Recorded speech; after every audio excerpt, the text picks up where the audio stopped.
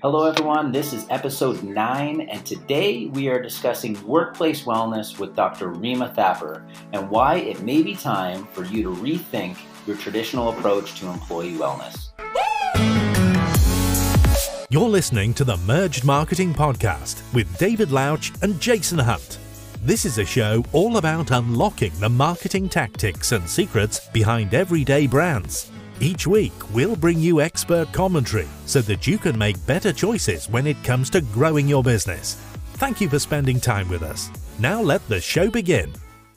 Hey everyone, super excited today. This is actually an interesting episode. We say we're going to be touching on some marketing tips and things like that, but I think this is maybe doing one better this episode, because this is about wellness and it's about wellness in the workplace and especially wellness if you're a small business owner or C-level executive. Or even an employee in a business. You're going to find some value in this episode where you're going to get some tangible kind of takeaways on how you can, achieve wellness in the workplace and wellness in your life. Mm-hmm. Absolutely. And you're right. Like, we may not have touched on so much marketing in this podcast, but it's also about business strategies and just running an overall better business, or being more effective at your work and at your craft and doing what you're doing. And I absolutely think this is one of the best episodes to date, and one of the episodes that people are going to get the most value from. If you do the things that we and Dr. Rima talk about in this episode, everything else is just going to work out so much better when you do decide to put that marketing campaign together, or you're speaking to a client or whatever it might be.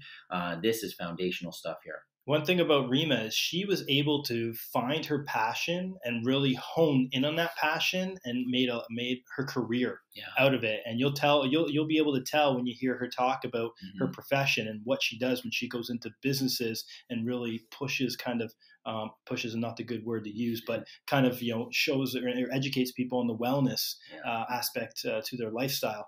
That is, it's really, you'll be able to hear Rima, and it's pretty profound. Absolutely. So without further ado, do you want to kick it to the episode now? Let's kick it. Let's kick it.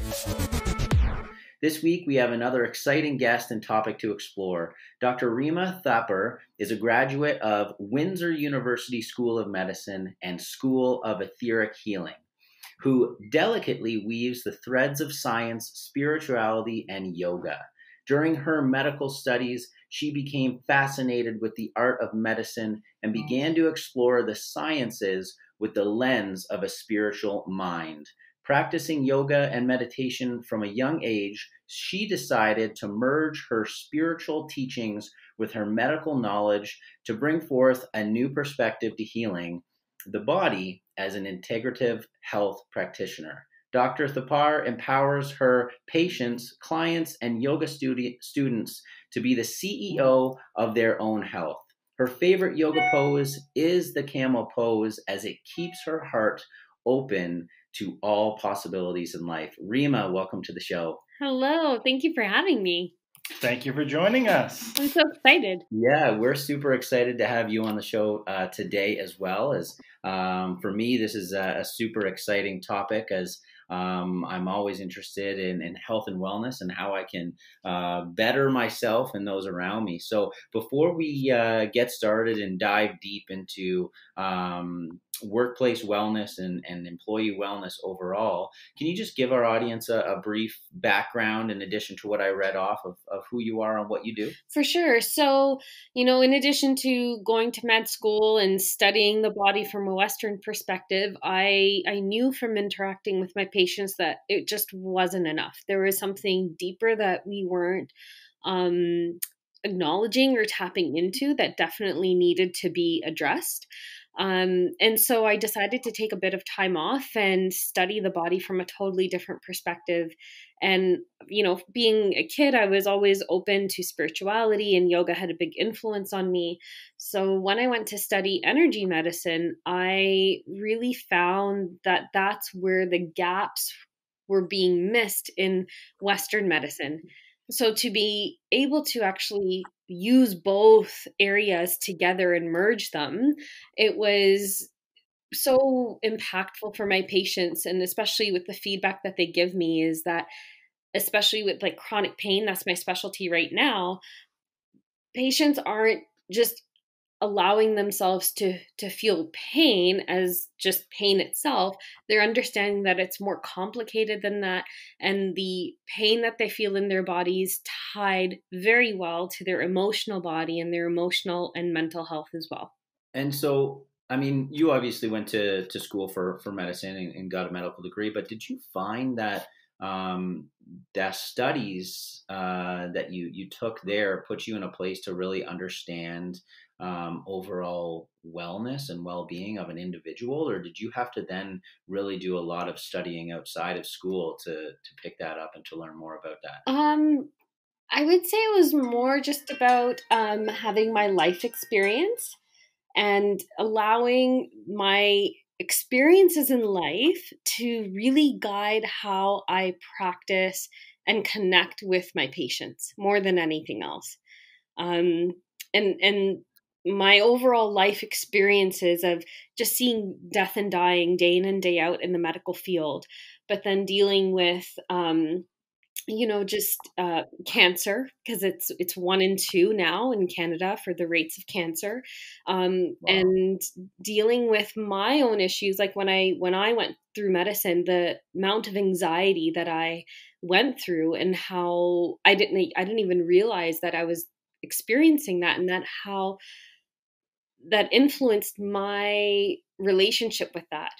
That really was where I got a lot of my knowledge from. And I always say this, like, there's one thing to have intellectual knowledge that we can go to school for, and we learn all the facts and, the black and white information.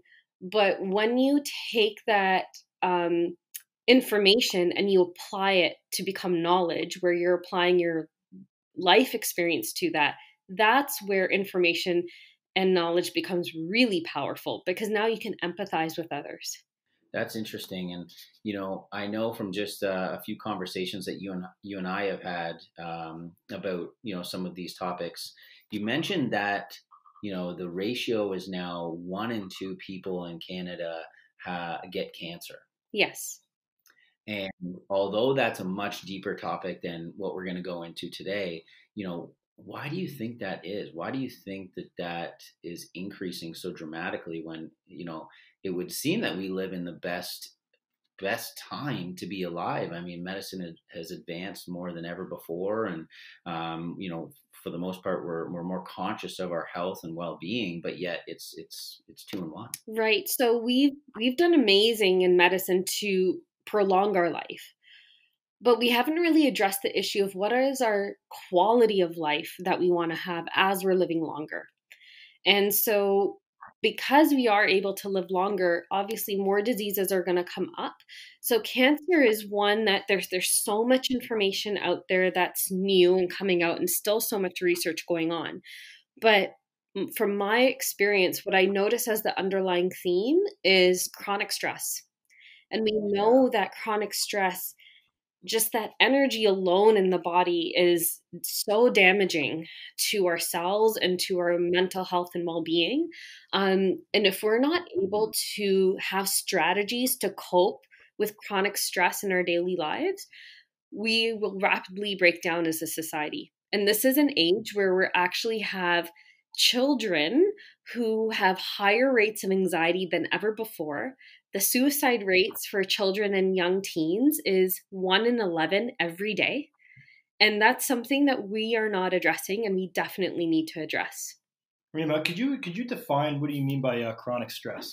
Chronic stress. So when we find something stressful in our body, we have a part of our brain called the amygdala, where in olden days, like if we actually saw a bear, we need that stress pumping through our body so that our eyes can dilate. We have the adrenaline rushing so we can take in as much information as we can and handle that situation and run away.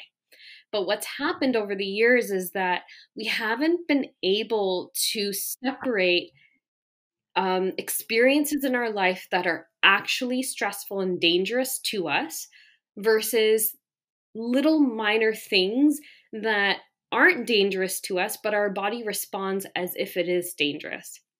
And the reason why, one of the reasons why that's happening is because our body is constantly bombarded by so much stimulus that it doesn't have time to actually integrate all of the information coming into it. So for example, when we're looking through our eyes, nowadays with all the technology around us, we never really give our eyes a rest. So it's constantly trying to process all this information. And when we don't have time to just set aside and close our eyes and integrate all of that knowledge, the body's like, I have so many things you want me to do that I'm just going to go in overdrive, and anything is going to be stressful for me. Does that make sense? Yeah, it does actually, and thanks for drilling that down and kind of getting an explanation. Because obviously, when it's talking about the workplace, which a lot of our audiences are people that would be working in companies or small businesses, and who would probably, a lot of maybe CEOs and high level people as well, that would probably deal with a lot of this sort of chronic stress, but not knowingly going through this sort of state of chronic stress.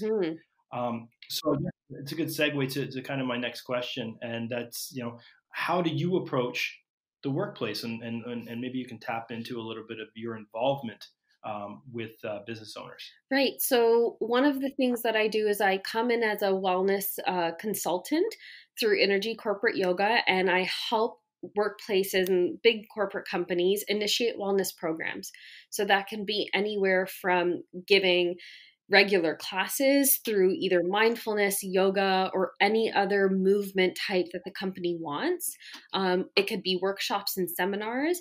And I love, even if it's just 1-minute videos, to remind people, just close your eyes and take a breath before you get to your next client or the next thing that you have to do for work.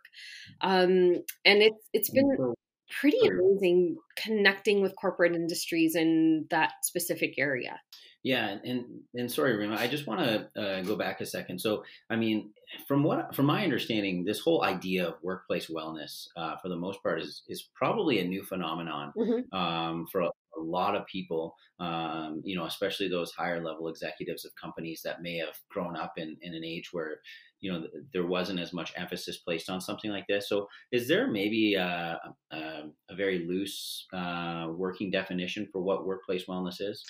Workplace wellness is about providing strategies to not only the owners and the executives, but also to the employees, so that when they come into work, they're not feeling overwhelmed to the point where their sick days are getting all used up. Does that make sense? It does, yeah. So, I mean, do you have maybe some examples of what makes for a good workplace wellness program versus a bad, or are there some themes that we can touch on that kind of break down what workplace wellness is? For sure. So workplace wellness happens amazing through a company when it happens from the top down.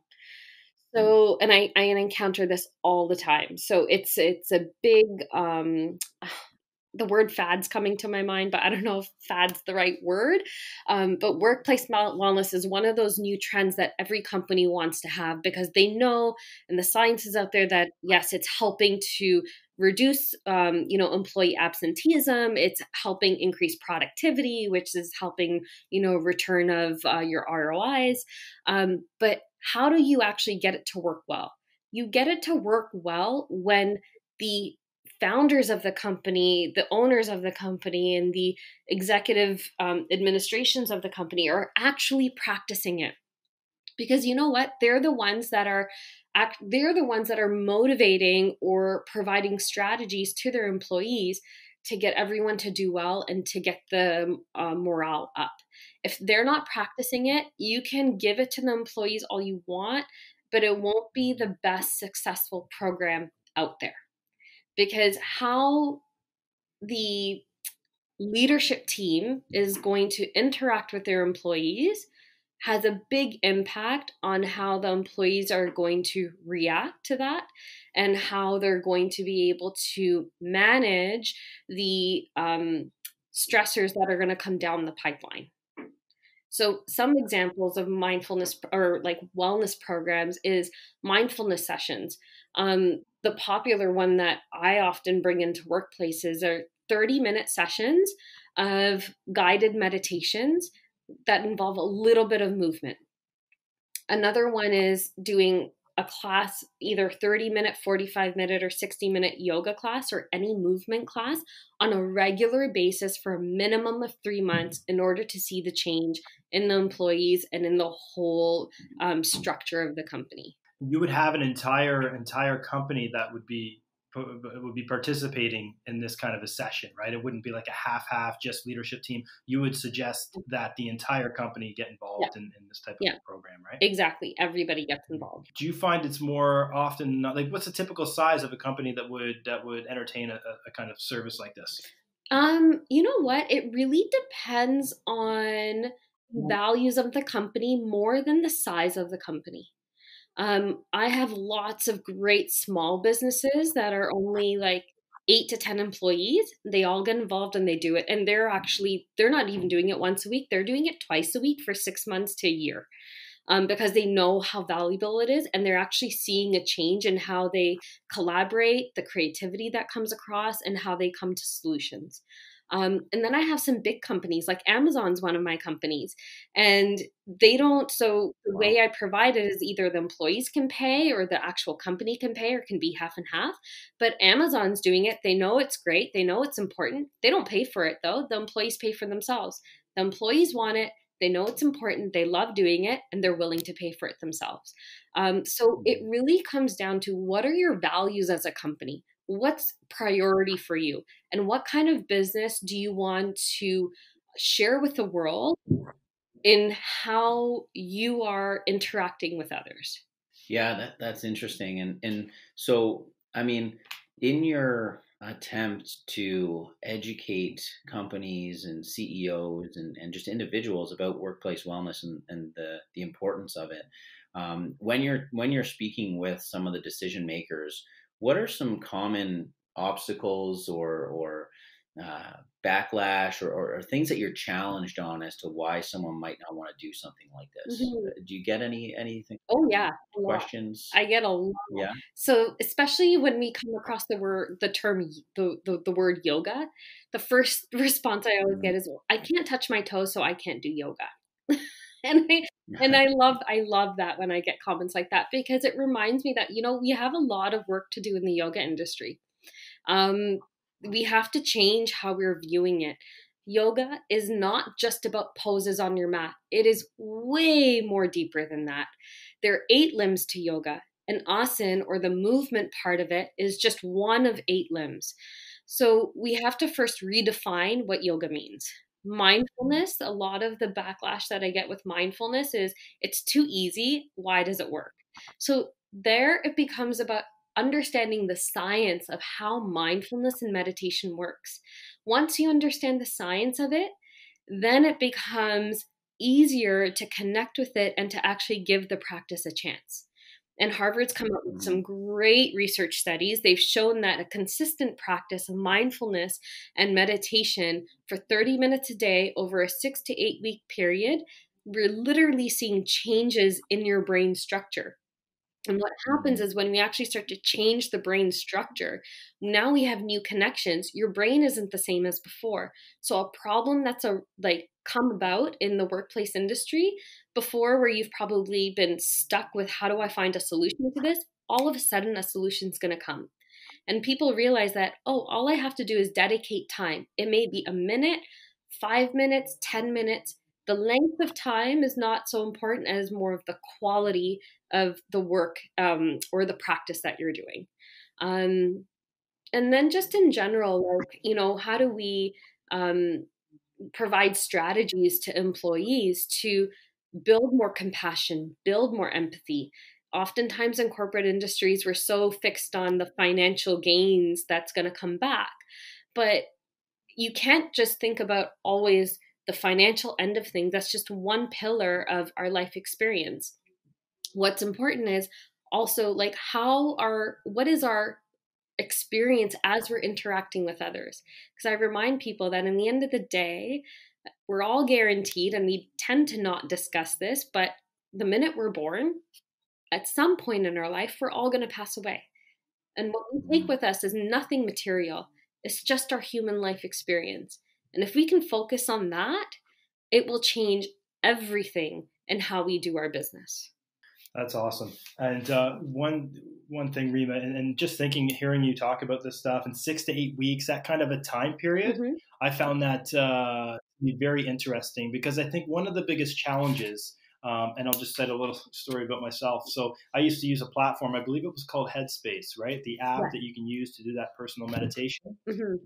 And I started doing it, and I really enjoyed it. I would sit there, I'd meditate, I'd feel good about it, and I probably did it for a couple weeks, and then it got to I had trouble with the discipline. I had trouble with keeping a consistent routine, and so I'm sure this is a challenge you face when you're trying to get people on board to try to last at least that 6 to 8 week window. Do you see this a lot, and what are some of the ways that you kind of retain those people and keep them disciplined and keep them on track? Providing them really simple strategies. So one of the things I say is, first ask yourself, how committed are you to doing this practice? And if it means that it's just 1 minute a day, every single day, then that's how you start. That's how I started my mindfulness practice. I actually, every time I was working at Ford at this time, long before I graduated med school, and every time I put something in the microwave for a minute, I thought, okay, that's my opportunity to close my eyes and just focus on my breath. And just doing that, because I use the microwave every day at that point in my life, that's how I just came to consistency, because I was doing another action that I already did. Or another thing that I will do with employees is actually sit down with them, and I do a consultation with them, and I say, okay, what's your day like? Do you schedule what you need to do for your day? What do you have to do for the week? And a lot of us are just living our life. We get up in the morning and our life happens to us. But when you actually take the time to plan what your week is like, or plan your day the night before, it makes a big difference in how you receive information and how you interact with others. Another strategy that I do is I'm always asking every individual, what's your goal while working with me or connecting with me?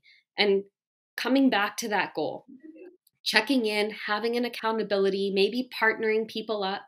And then also like sending either 1 minute videos to kind of give them a little bit of motivation, or sending them a nice quote that will kind of spark their interest and be like, oh yes, I need to do this today. Or even putting reminders on your phones, using the alarm, having an alarm set so that after 45 minutes at sitting at your desk, you get up, you walk around, you do a short like 5-second breath practice. I think that's what I might have missed, Rima, is having somebody like you keeping me accountable when I was doing my Headspace sessions, because I think that is the missing piece, is the accountability, right? Because like you said, things get busy. People just don't have time, and time is of the essence. And how can somebody fit in a meditation session or yoga session when you have all these other priorities that are going on? But I think there's something to be said for that piece that you bring to the table, which is the accountability. And I couldn't agree more. I mean, I had a similar experience as Jason did with Headspace. I downloaded the app, I got the paid version, and I committed to meditating for 10 to 15 minutes every single day for 2 or 3 weeks, and it was great, and I was doing it. But then I ultimately fell out of that practice, and I've been really trying to place an importance and this sort of mindfulness practice into my schedule, because I've been researching and reading about all the benefits, but it's just so hard. And I really think that, some of the big obstacles for people is that they think it's more complicated than it actually is. And myself included, like, I just was like, how do you do this? Like, for me, who's, more process oriented than maybe some other people, I needed to know, like, there's gotta be a certain way that you do this, but in reality there isn't. So what I've actually done recently is, and this is a new thing I'm trying. It's not yet a habit, but I'm trying it out because Headspace maybe didn't work. So I need to start smaller, is I put an alarm in my phone set for noon every single day. And all it says is center yourself. And what I do is very simple. I take 6 deep breaths, and then I think to myself, am I doing am I doing something right now, or am I doing work today that is pushing me closer to my goal or helping others? And that's it. It takes 1 to 2 minutes, 6 deep breaths, and that's all. And we'll kind of see where we go. But yeah, I think, Jay hit the nail on the head there, that you really add that component of accountability, because when people start these sorts of practices, it can be very difficult to quantify and understand and know that you're doing it right. Exactly. Yeah. And we do like to make things more complicated than they really are, because we've just trained our society that everything needs to be complicated. We need to have lots of information. We need to have lots of stats or medical evidence, to do things. And we often forget that, actually the best thing that we can do is just have the experience. And no one is living your life but you. So your life experience will be the greatest information on if you're doing something right or if it's not right for you. And I get asked that all the time, like, am I doing it right? Or even for yoga poses, should it be this way? Or should it be that way? And I just asked them, I said, how does it feel to you when you do it? Let that feeling guide you. Let that be your light to take you to one direction or the other direction, or just be where you need to be right now. The more simple things are, I find the more impact it has in our life. And especially with mindfulness, by just sitting in silence with yourself, sometimes it can get very emotional for people, and anxiety can actually rise in the beginning when you start to practice it, because we tend to fill our days and we avoid the things on a subconscious level or a conscious level, the things that we really don't want to address. And so it gets easy. I'm so busy. I don't have enough time. I have to do these many things. But when we get into that space of putting ourselves as a priority, making silence a priority, it's so healing for the body. And then just allowing yourself to feel, that can have a huge impact on the types of relationships and life experience that you'll have throughout your life. Yeah, I agree. And it's funny, you must hear from a lot of people, maybe not, but I know I've heard this in the past, that a lot of people don't like to be alone with their own thoughts. Like, it's scary. It is. Like, people, right? Yeah. And I agree, it really is. And it probably is not easy at the beginning, but it gets better. Yeah. Yeah. So, well, this has been an amazing conversation so far. We're going to take a very quick break to hear from our sponsor, and then we will be right back with Dr. Rima. And now, a word from our sponsor. This week's episode is brought to you by Fresh Crowd. Fresh Crowd is a full-service social media agency in Canada that specializes in everything social. From management to community building and advertising, Fresh Crowd can help your business attract a fresh crowd of people. Visit freshcrowd.com to find out more. Okay, and we are back with Dr. Rima. We've had a great conversation so far. If you missed the beginning, definitely go back and listen in. We covered her background, what exactly workplace wellness is, what makes a good and successful workplace wellness program, and why it's so important. So, Rima, I guess for the remainder of the episode, I want to go back a little bit to something that you mentioned earlier, and that's actual ideas and things that our listeners can take from this episode and implement into their companies. So I know you mentioned mindfulness sessions as well as yoga sessions in the workplace that everybody participates in, but are there any other ideas that people can take away from this to implement? The power of your breath. Your breath is so, so powerful, and it is absolutely free. It costs you nothing, and it's so powerful that if you do not breathe, you are not alive. So I literally bring everything back to the breath, because from the moment that we're born, the first thing that we do is we take a breath in, and that's how we know if the baby's healthy and that the baby's going to thrive. The last thing that we do when we transition out of this body is we take our last breath out. So we do this action of breathing in and out every single day, and we take it so for granted. And yet I can tell so much about a person just by how they breathe. I can predict the pain that they're going to end up getting. I can see how their digestive system is working by how they breathe. I can predict if they're going to go into an anxiety state. And if the person was so intimate with your own breath, they would start to anticipate, for example, if they were going to have an anxiety state, they would know that the anxiety state is going to come before it even comes. So if there's one thing that I could really give to everybody is just take one moment out of your day, just 1 minute. That's all I'm asking is 1 minute out of your day. Close your eyes, breathe in through your nose and breathe out through your nose. When we breathe in and out through your nose, we actually develop more nitric oxide in the body, which helps to make your blood vessels bigger. So the diameter is bigger. That gets more blood flow throughout the whole body. And when you have better blood flow throughout the body, you get more nutrients to all of your organs, your muscles, tissues, your bones, your brain. So your body can function at a higher level and it can make better decisions. And all it takes is breathing for 1 minute where your exhales are longer than your inhales. When your exhales are longer than your inhales, that's going to start to activate your parasympathetic or your rest and digest system that decreases the stress hormones that are going all throughout your body when we're not breathing well.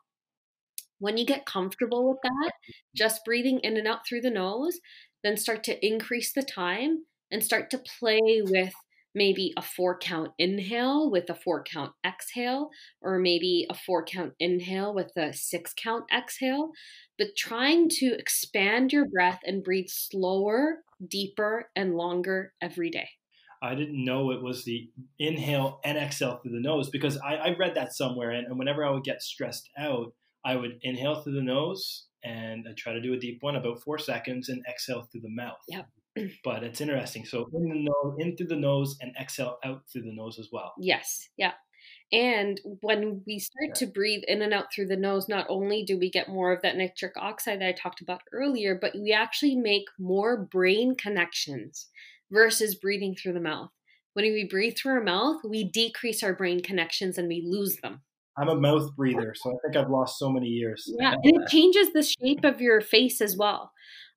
So your sinuses will change, the structure of your face will change. So there's so much. There's actually a great technique out there called Buteyko breathing, and I do recommend for people to read up about it.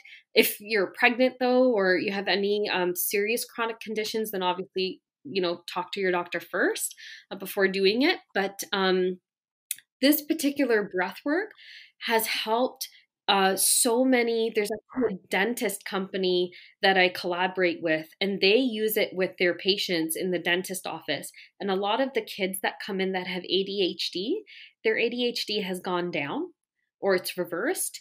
And for the autistic kids that come in there, they are more calm and the parents are able to connect and even initiate more touch therapy with them. So, and it costs nothing. And that's what I say, like the simplicity of the things that are so powerful often get overlooked because it's not complicated enough, and we want things to be complicated. So what's the therapy you mentioned that if you're pregnant, you should speak with your doctor first? Oh, it's Buteyko. Which technique is that? Buteyko. Sorry, one more time. Buteyko.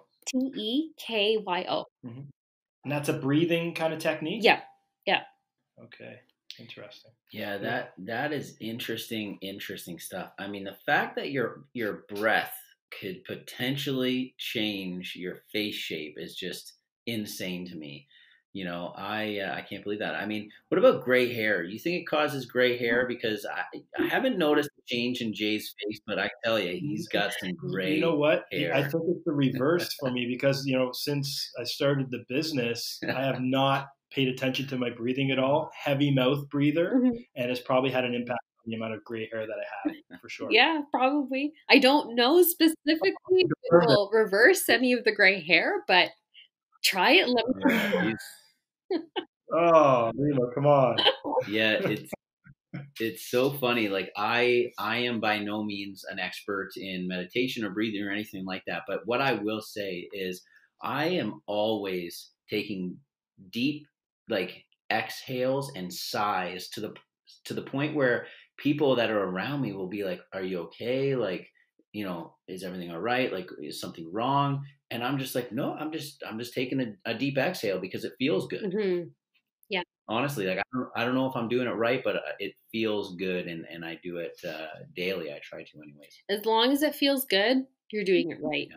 All right. Well, thank you so much for coming on today, Rima. We really, really appreciate it. I hope our audience, and I'm sure they did, get a lot of value from the information that you shared with us today. And you really only touched on just a little bit of the knowledge and the things that people can do to live an overall better life and enjoy their work more. So, for people that want to get in touch with you, and I encourage, the decision makers and business owners listening to this today to get in touch with you to find out more.